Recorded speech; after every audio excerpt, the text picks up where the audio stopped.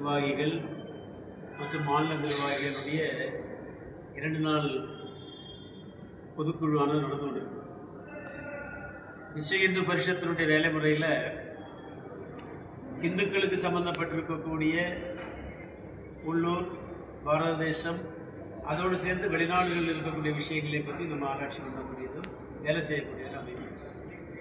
இந்த வருஷம் விசேஷமாக சொல்லணும்னா சவுத் ஆஃப்ரிக்காவில் டர்பன், அதே மாதிரி கனடா, நியூசிலாண்டு, ஆஸ்திரேலியா, இங்கிலாந்து, இந்த நாடுகள் எல்லாம் ஹிந்து சம்மேளனம் நடந்திருக்கிறது. குறிப்பாக ஆஸ்திரேலியா, நியூசிலாண்டில் நம்முடைய தொண்டுப்பணிகளும் நடந்து கொண்டிருக்கிறது. அந்த நாடுகளில், குறிப்பாக உலக நாடுகளில் நம்ம வாழக்கூடிய அடுத்த தலைமுறைக்கு பாரதிய பாஷைகள் கூட கற்றுக் கொடுக்கக்கூடிய முயற்சி நடக்குது.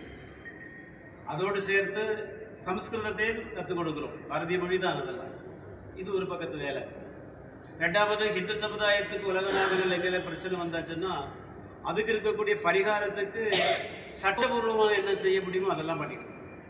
உதாரணத்துக்கு இன்றைக்கி பங்களாதேஷில் இருக்கக்கூடிய ஹிந்து சமுதாயத்திற்கு ஏற்பட்டிருக்கக்கூடிய பிரச்சனைகளுக்கு 60 நாடுகளில் இருக்கக்கூடிய எம்பசியில் சந்தித்து அங்கே இருக்கக்கூடிய பங்களாதேஷ் கவுன்சிலேட்டில் எல்லாம் போய் நம்ம மனு கொடுத்துறதோடு மட்டும் இல்லாமல் பாரத அரசாங்கத்தையும் அரசியல் ரீதியாக என்னென்ன பண்ணணும்னு சொல்லிட்டு செல்லிட்டு துரதிருஷ்டவசம்னு சொல்லியாச்சுன்னா